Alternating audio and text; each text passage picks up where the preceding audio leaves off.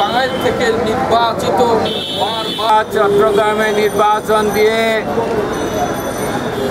Policy হিসাবে চক্রান্তের বিজয় অর্জন করেছি। আন্দোলন সংগ্রামের অংশ হিসেবেই আগামীতে এই যে 3টি সিটি কর্পোরেশনের বিএনপির বিপ্লবী মহাসচিবকে দীর্ঘদিন যাবৎ কারাগারে আটকে রাখেছে। বন্ধুরা আমার, শুধু তাই নয়, এই টাঙ্গাইলের